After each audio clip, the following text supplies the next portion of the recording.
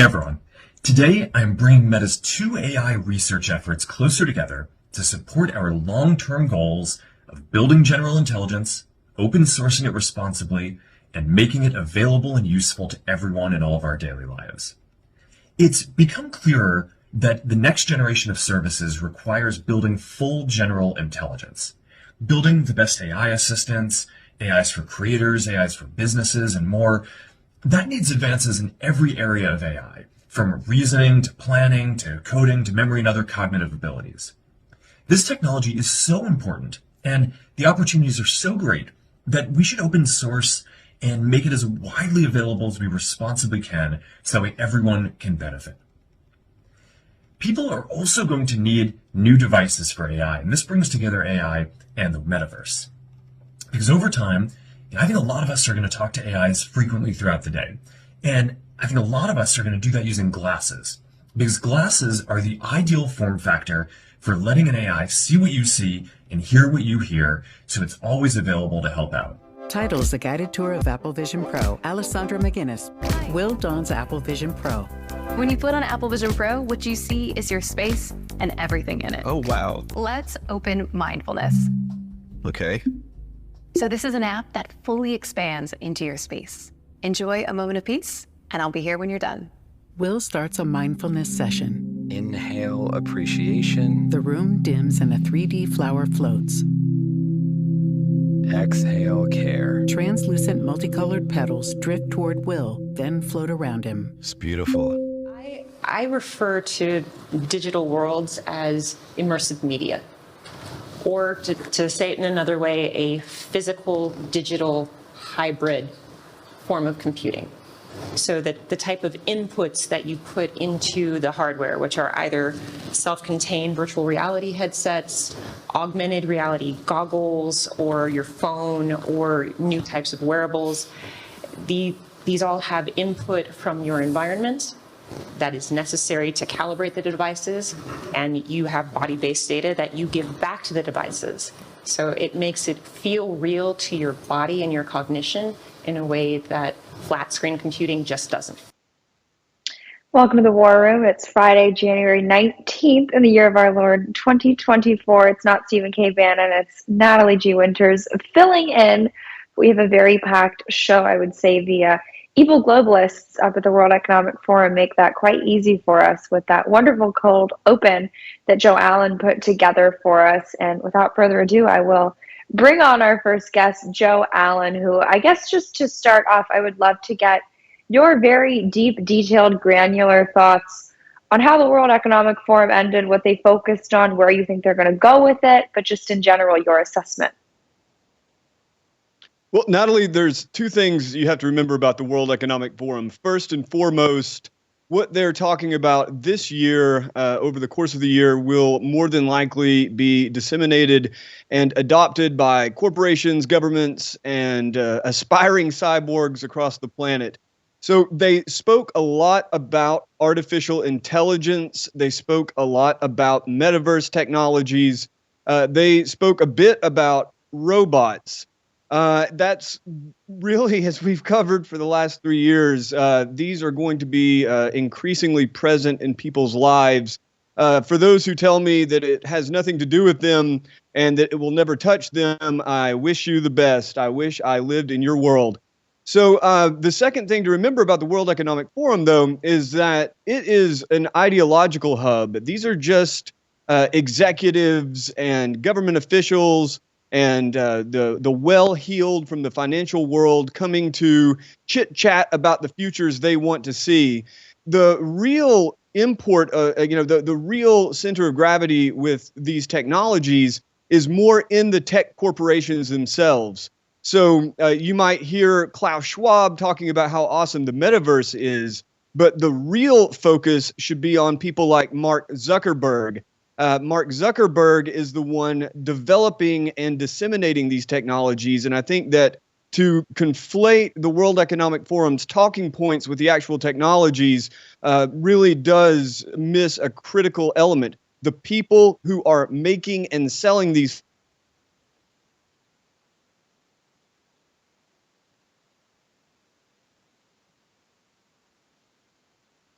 Looks like we might be having some technological difficulties with Joe Allen. I would say that's a par for the course when the globalist ruling class doesn't like the talking points that you're saying about their sort of ulterior motives and agenda with technology, with AI. If the studio, if you get him back up, you can just tell me in my ear. He's back. We will try to bring him back one more time. Joe Allen. Apparently, the big tech elites did not like what you were saying, but we'll allow you to continue. You know, Natalie, I'm working on a brief memoir of my short life entitled Technical Difficulties. This is certainly in line with all that. So the real takeaway I would like for the audience to have from what we just saw there is that as freakish and as ridiculous, as trans-tarded as it all seems, there are millions upon millions of people that will be adopting these technologies, metaverse technologies, augmented reality goggles, virtual reality, and of course, artificial intelligence. Maybe one of the more disturbing themes of the World Economic Forum's panels was the idea that artificial intelligence isn't just inevitable, but that in order to keep up in society, you as a worker or you as a manager or you as the owner of a company will have to adopt these technologies in order to keep up in the new economy. It's not as if nature herself determined this or God looked down from on high and said, this is so. This is all the creation of a kind of digital ecosystem built up by these tech companies, pushed out by the corporations who adopt their technologies, and pushed out by governments who oftentimes use these technologies for either convenience and efficiency or total surveillance. And that's what we heard from Zuckerberg there, aside from what may have slipped past many viewers' attention, aside from announcing that they will be pursuing artificial general intelligence full bore. They have purchased hundreds of thousands of GPUs to train the artificial intelligence. And they want to create AGI, artificial general intelligence or artificial godlike intelligence. They want to open source it, meaning that anyone can use their code to develop AGI on their own. And of course, this push for metaverse technologies, both Zuckerberg with his Meta Stories smart glasses, Apple now with their Vision Pro goggles, and many other smaller companies, what they want is everyone's data at the finest detail. They want to see the world you see through your eyes. They want to train artificial intelligence on that world, and they want to feed virtual worlds into your brain by way of your eyeballs. Again, for those listeners who say, not me, I say fantastic. But for those listeners who think that this isn't going to be a major trend that affects them, I would say, look at what happened when the COVID panic had everyone turned into mask fanatics and vax fanatics. Look what happened after 9/11 when suddenly smart devices were filling up the public space and surveillance cameras filling up the public space. This is the world they want. This is the future they want. We are going to have to drag our heels as hard as possible, and we are going to have to fight for every bit of freedom we preserve. I'm curious, do you think that the reason, and you may not know the answer to this, but like when you watch Mark Zuckerberg do that obviously very staged video, I wonder how many PR firms they had to pay to help coach him to look like a normal human, right? They have with the like nice bedroom in the background trying to make it look organic. But do you think that these people are just, for lack of a better word, so high on their own supply or so just into the technology that is artificial intelligence that they're sort of blindsided by the potential ramifications for it? Or do you think that there's something more nefarious? In other words, they see AI as sort of this new battleground that they can roll out some of their kind of global government agenda, these just more broader, like supranational entities. AI sort of seems like really something that would allow the UN, the WEFs of the world, the WHOs of the world to sort of roll out these global agendas at a much more rapid pace. I'm just curious where you think it is. Maybe it's both. Maybe I'm just a conspiracy theorist, but what do you think, was the motivating factor behind this? Well, you definitely got it right with getting high on their own supply. These people, unless they are really good actors and they seem so autistic, it would be impossible for them to act for too long. They can't even seem to act like humans most of the time. I think that they are absolutely intoxicated with the ideas of the future of technology, a world in which artificial intelligence rules over human beings, that they themselves have harnessed that artificial intelligence, that people have implants in their brains, VR and AR goggles on their eyes, that their genes have been altered and in their minds perfected by CRISPR technology and other genetic engineering technologies. No, they are enthralled by this. But as for your question, are they doing this strictly to establish systems of control? It's a very complex landscape. You've got people like Mark Zuckerberg, who, just a quick little historical tidbit that was unearthed by the journalist Whitney Webb. DARPA had a program called LifeLog that was being worked on up until early 2004, January 2004. LifeLog was a government-funded program to track every movement that any human being made, every email, every phone call, everything. LifeLog was ended in 2004 because of privacy concerns. Interestingly enough, in February of 2004, Facebook was founded. Facebook is, in effect, a life log. What did we hear Mark Zuckerberg talking about? Logging your life in order for artificial intelligence to rake it over. So there are a lot of very seedy and questionable connections there. But you also have people at Meta, Facebook now, such as their chief scientist, Jan LeCun, who they want the government as far away from their technologies as possible. They don't want the government regulating their technologies. There's a close connection in many ways with the government and these corporations, but there's also a tension between them. In regard to like globalism and nationalism, you see Elon Musk, who is peak transhumanism in everything that he is building and pushing, and yet he has, at least at the moment, sided with American nationalists in order to kind of aid in conservative movements, to allow conservatives to have some voice in his digital prison called X.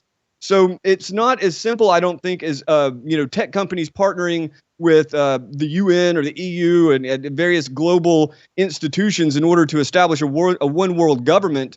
If I could leave the audience with one more example, Mark Andreessen, the venture capitalist. Mark Andreessen is very much a nationalist, very much anti-communist, and yet he also wants a world that is basically run by algorithms in which even war machines themselves, every act of violence on the battlefield, he believes should be done by AI. He has given his kid a chatbot that he believes will be an AI companion for the rest of his life, and he thinks that other people should too. So, I mean, here's a guy, anti-communist, pro-American, pro-freedom, pro-nationalist, total transhumanist. I wish it was as easy as picking out one single cabal and getting rid of them. The landscape of the elite is completely suffused with this technological intoxication. Well, speaking of getting high on your own supply, although I guess with this person, it's really more just getting high. That is, of course, AI czar Kamala Harris. She's obviously incompetent. That goes without saying. But I'm just curious from your perspective, obviously, House Republicans did what they do best last night, which is capitulate. But where do you think the general House Republican or just Republican elected official stands on AI? It doesn't really seem like, it sort of seems like they subscribe to the mindset that, oh, we just don't have to engage with it, right? Sort of the same stuff that they say about election fraud or immigration. Oh, it doesn't affect us. We can insulate ourselves from it. But that's obviously not the case. How much, what is the lag time between what you guys are talking about and where I would say the general Republican establishment needs to catch up? Or have you seen any positive actions coming from them? There are a few who impress me, both Republicans and a couple of Democrats, actually, that impress me. I say this all the time. Josh Hawley has his head wrapped around this more than almost anyone in Congress, perhaps more than anyone in Congress. He is also at least aware of that tension between regulating AI and the setting up a situation in which the government is able to censor human beings, is able to suppress information online that is valid information.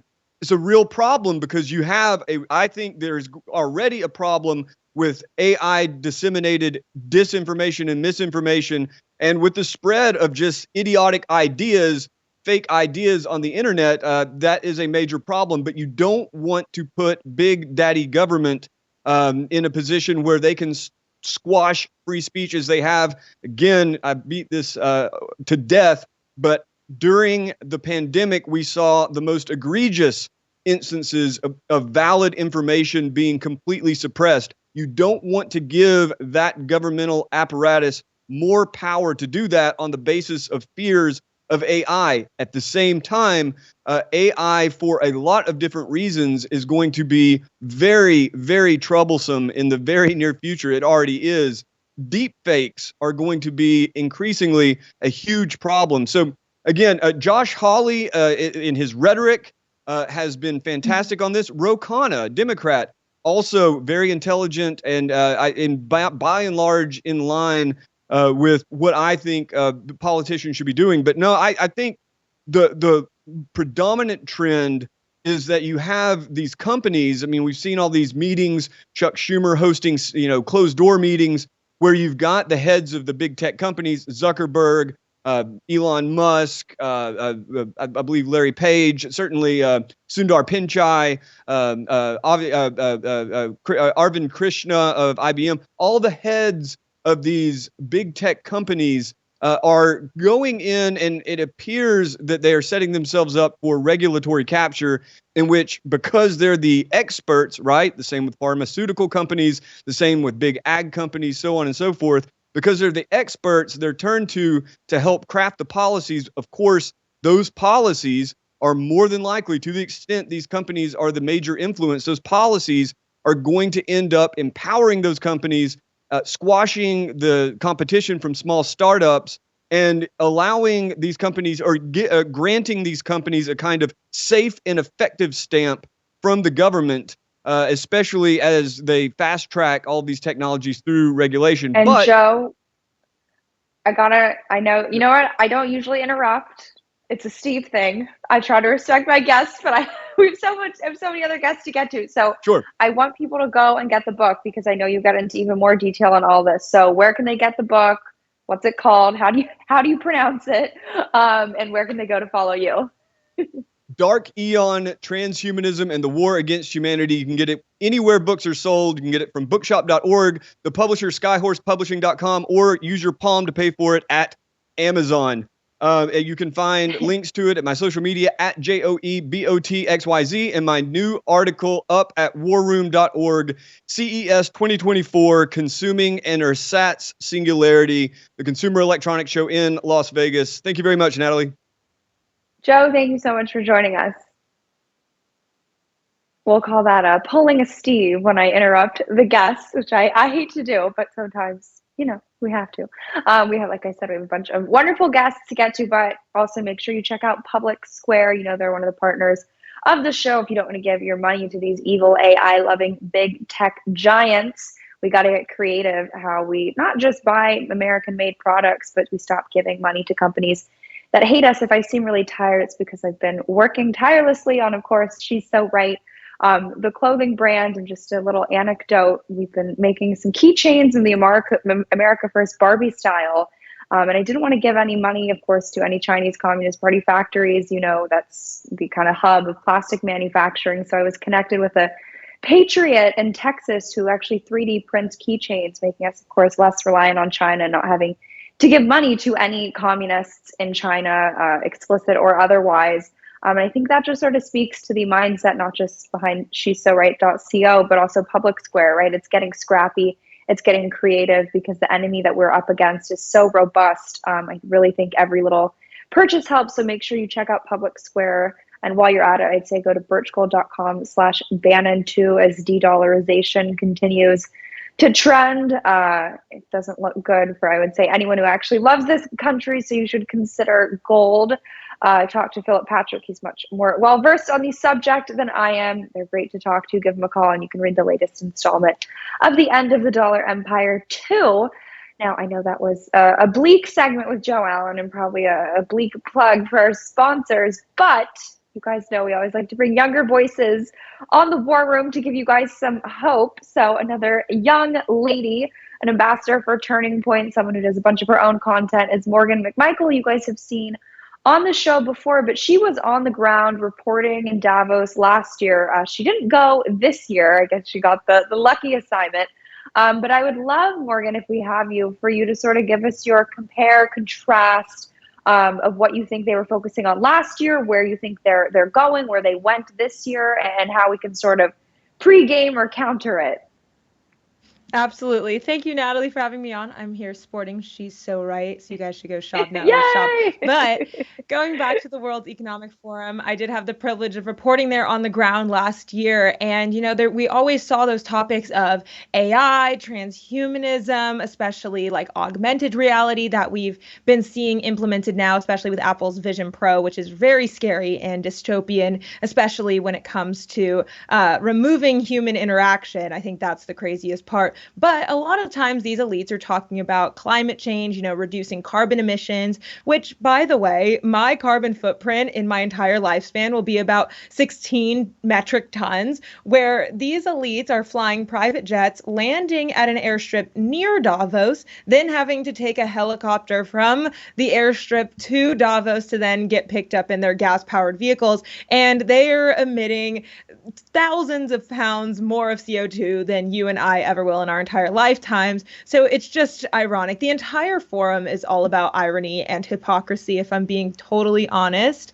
But going from last year to this year, it kind of gives me a little bit more hope. I reported today on the president of Argentina, how he's really been hammering it in with the elites and talking about how, we need to fight back against socialism, and capitalism really is the answer, and that they are the protagonists and they're not actually the solution to the problem. And instead, they actually are the problem and creating the problems. So I think, back in 2016, when the WEF released their 8 predictions, I do think we've seen those unfold throughout the last 8 years, and now coming up on 6 years until 2030. We're going to need to prepare ourselves and continue to speak out against the WEF and their radicalized elitist agendas to push our world more towards the Great Reset agenda. I mean, it's already upon us, and it's just going to be our jobs to continue speaking out against it, standing up for our individual liberties and our freedoms that, thank goodness, are protected in the United States of America,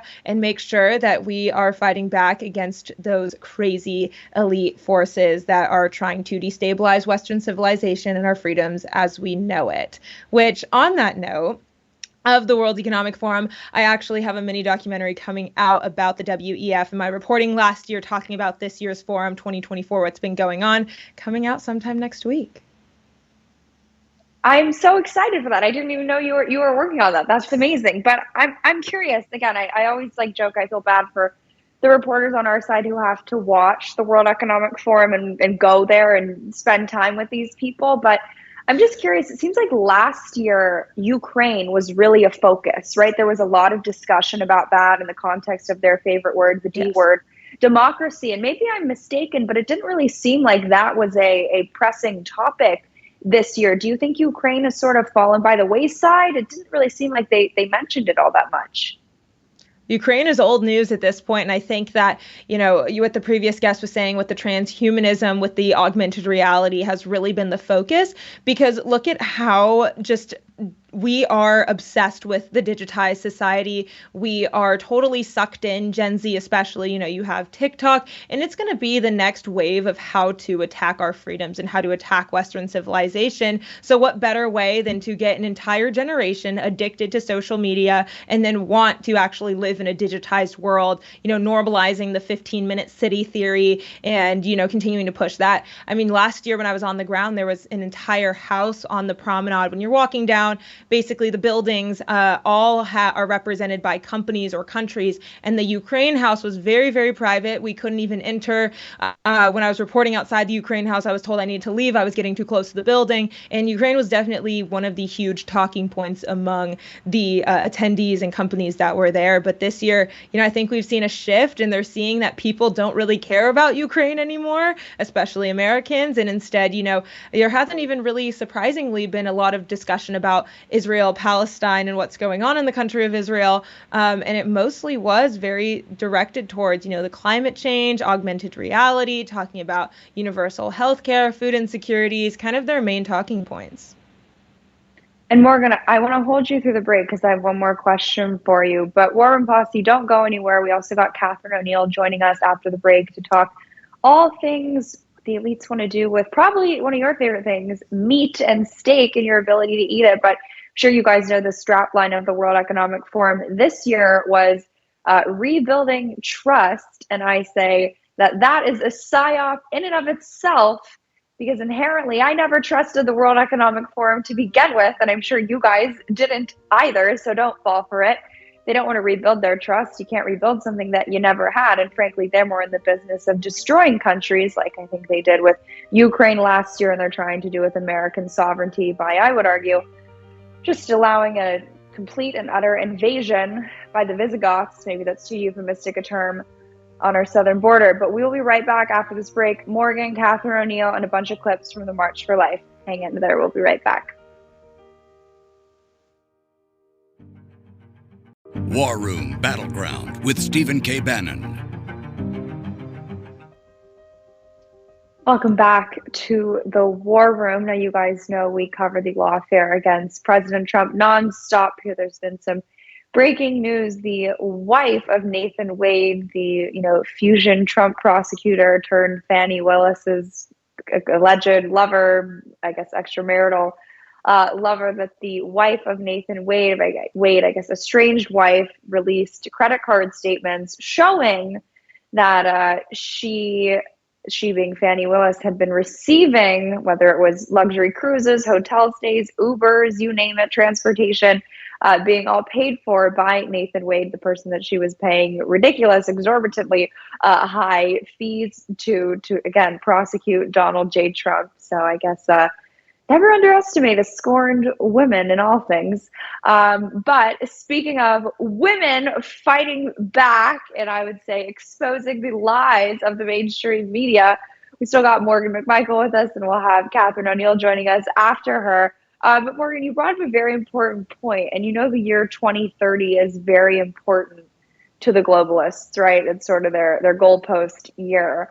2025 is, of course, important to the Chinese Communist Party, too, with their Made in China 2025 agenda. I've always maintained that the reason they're coming out so forcefully against Donald J. Trump is because they know 4 more years of him would be a major impediment to this globalist agenda. I'm just curious where you think they are sort of at, either percentage-wise or just in terms of completion, in rolling out these agendas. Do you think it's too late to stop it? Do you think they're too far along? Or do you think we still have time to reverse it? 100%, I think there is still time and we can reverse it. It's just going to take people like you and me continuing to raise awareness and actually doing something in our country. Because let's be honest, if America falls, everything falls. But they have not attacked America yet. I mean, they've tried. I mean, we've seen the last 4 years under the Biden administration. And I do think that China and the WEF and other globalist regimes are very, very threatened by our upcoming 2024 election, which is why we need to elect the right people into office so that they can push back against these outlandish agendas that they are trying to push and destabilize Western civilization. I do feel very grateful, though, for America because, they're not just going to be able to come in here and create a totalitarian regime in just 2 seconds. They're going to have to completely restructure our Constitution and take it away. But we all know that the first step into total control is to completely strip everybody of individual liberties and our freedoms. But all that to say, I do not think it's too late. I think they have been implementing things all along, whether I know your next guest is going to talk about meat, especially, Bill Gates owning farmland and cricket farming and pushing towards, eating those 2,000 edible insects, which, by the way, eating insects isn't actually very nutritious for humans. Whether it's the augmented reality pushing of AI and pushing of, the Vision Pro kind of software, the Google Glass and all of that kind of technological advancements, or even healthcare. They predicted that we were going to be 3D printing organs and making it more equitable healthcare, which really means a lesser standard of care. Hasn't all been implemented yet in America. So I think they've been trying. They've definitely been beta testing the waters on our next generation. And some things have, gotten a grasp on Gen Z, which I think the social media thing is the scariest part. But we're going to have to continue to push back against these crazy agendas. I would say quite literally testing the water. Morgonn McMichael, if people want to follow you, stay up to date with everything you're working on, where can they go to do all that, watch the doc, do all of it? You guys can find me, War Room Posse, on all of my socials at Morgonn, Morgonn. And like Natalie said, I am coming out with a mini documentary with Turning Point USA, and it's really exciting, where there's going to be a bunch of footage from me reporting in Davos and also now talking about just the World Economic Forum and how they're going to be implementing their agendas and how we can deconstruct them. So you guys can find that on the Turning Point USA YouTube channel sometime next week, but I will be posting it on my channels. So if you can spell my name, you can find me, Morgonn. A jack of all trades. She can come on and talk Taylor Swift or the World Economic Forum. Morgonn, thank you so much for joining us. Thank you, Natalie. You so much. Now, it is a pleasure to bring on my next guest, a good friend, Catharine O'Neill, who survived the DC swamp, especially the evil bureaucrats at the State Department, moved out to far superior Wyoming.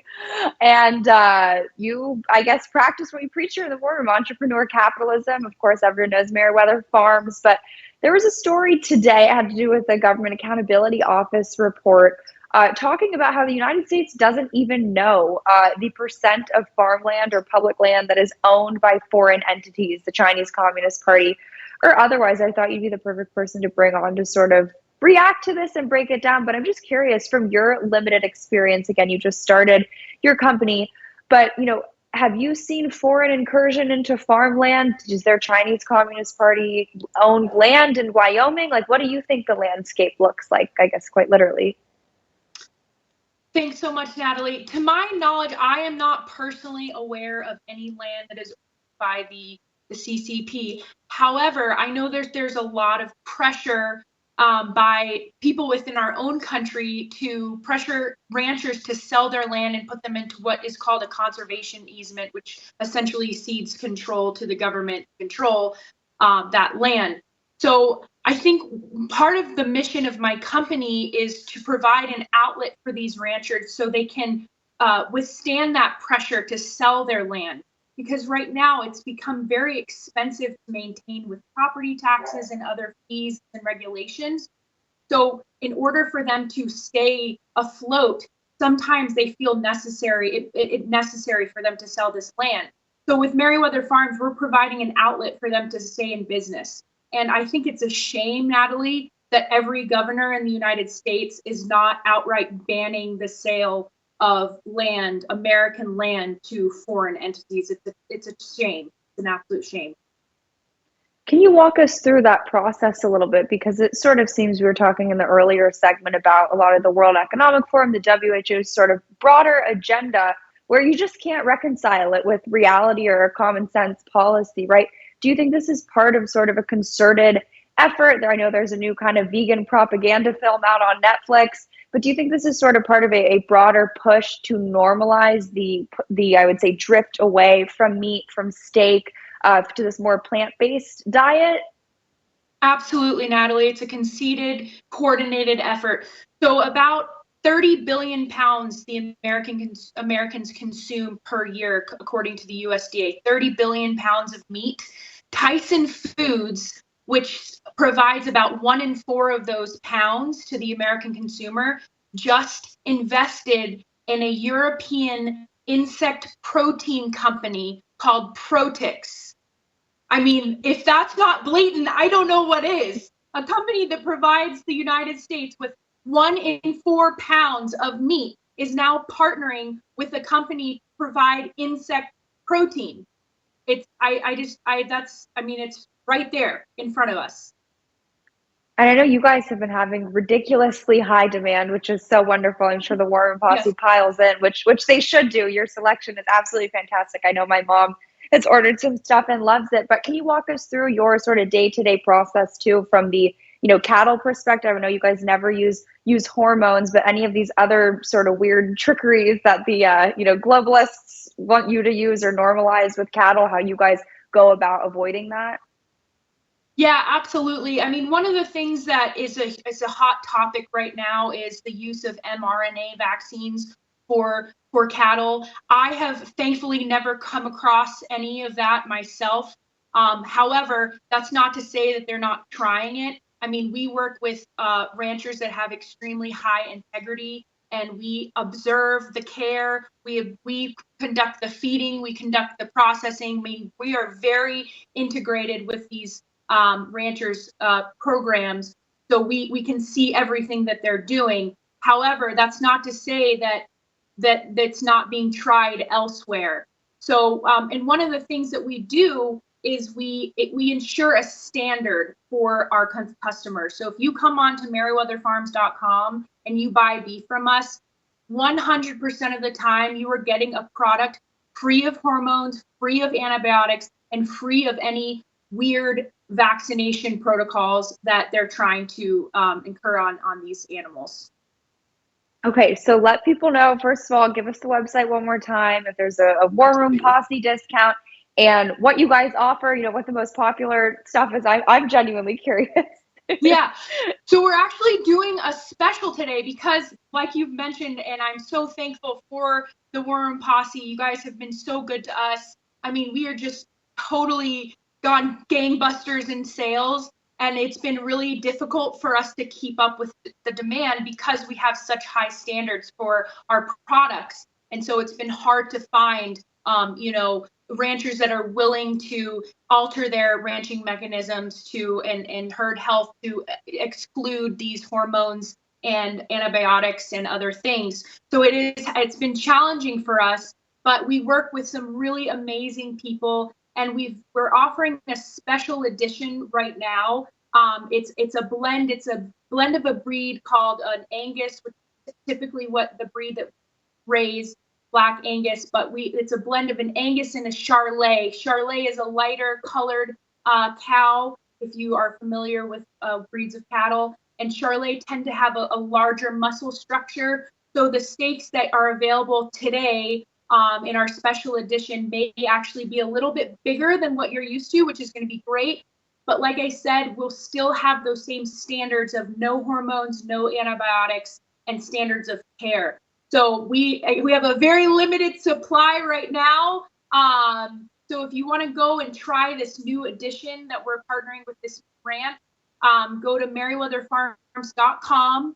Use the discount code WARROOM10. As always, we always want to take care of our War Room customers. And I would love your feedback, too, on this new edition of our product. Catherine, thank you so much for joining us. And War Room Posse, go get some steak. Awesome. Thank you, Thanks, Catherine. Natalie. Great to see you. Of course, likewise. And War Room Posse, we got some exclusive footage with Jane Zirkle from the March for Life in Washington, D.C. that we will roll until the end of the show. She froze for you guys to get this footage, so make sure you watch and have a wonderful weekend.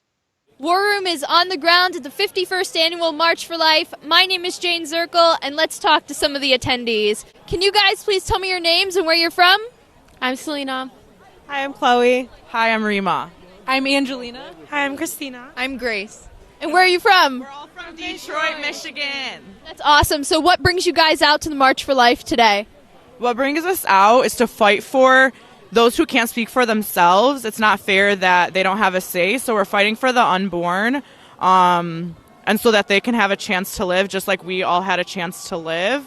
We're here to march for their lives, and we're also here to support the women who are going through these difficult times of being pregnant, and we also support them and just support them giving birth. And we actually come from the Chaldean Catholic Diocese, and we have lots of ways for them to get help and support, and we're here for them too. Now, going into 2024, do you think abortion is on the ballot, and what party or candidate do you think holds your pro-life values most dear? Yeah, I think for us, as for voting in elections for the presidents, Donald Trump has said multiple times that he is pro-life, and he's looking for a pro-life America, so I think that's what we would have to go with. If you were talking to a woman who was considering an abortion, what are some of the things that you would tell her? I would definitely comfort her. It's obviously a really hard decision to make. I would definitely support kind of the way she thought. I would help her through it. And I would personally myself, I would bring her to someone like a counseling center or something like that. We have them through our churches, the Office of Life in Southfield, Michigan. And I would help her go through that and kind of get the counseling she needs. And we'd pray for her. We'd pray for her too. What are some of the ways that people can support your pro-life activism? Yeah, just coming out to things like this. Even for us, prayer is really big. It's the silent support that a lot of people need in these times. Coming out stuff like this, going on social media, reaching out to people, anything like that is great. Now, I want to talk to you about the abortion pill controversy that's going on right now, because, of course, the Supreme Court agreed to hear the Biden case over abortion drugs. Tell me about what you experienced. Well, it's 54% of the children now, the recent data came out, 54% of the babies that are killed via abortion drugs. And in all 50 states, it's actually not illegal to order abortion pills shipped to your home.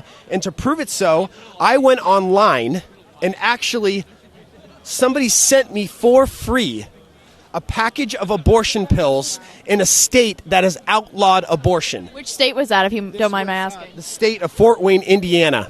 Okay.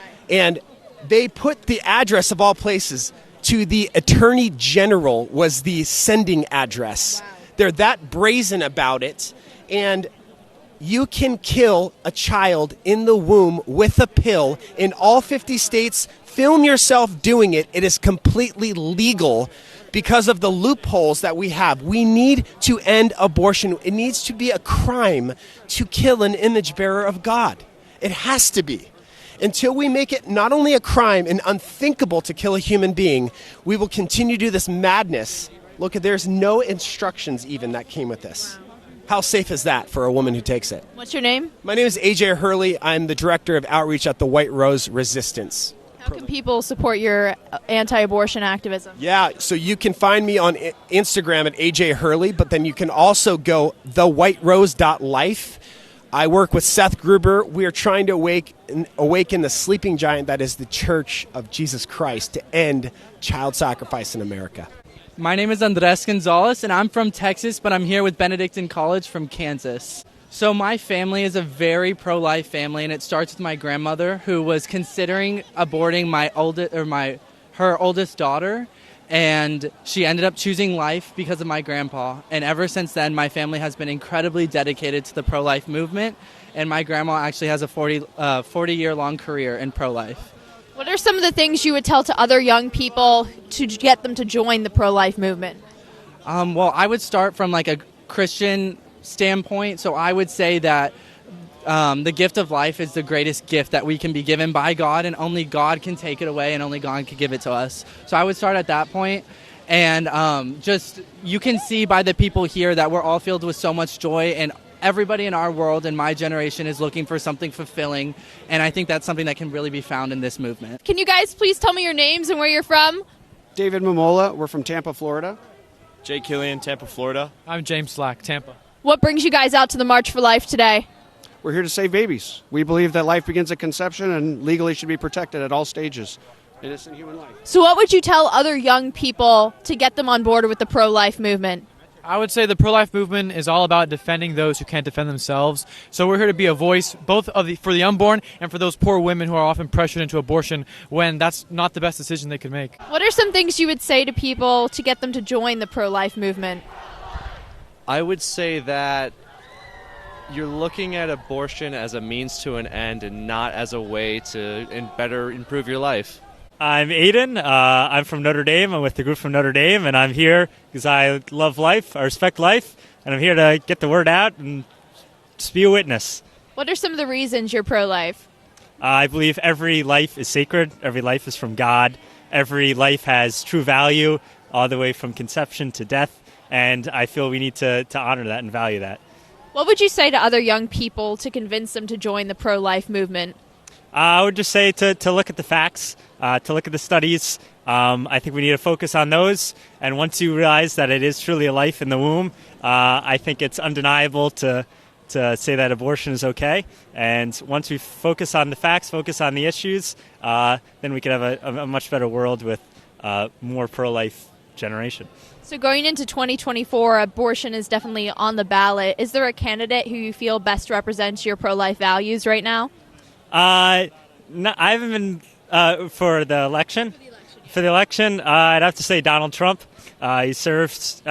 He got 3 great Supreme Court justices in the court, which helped overturn Roe v. Wade.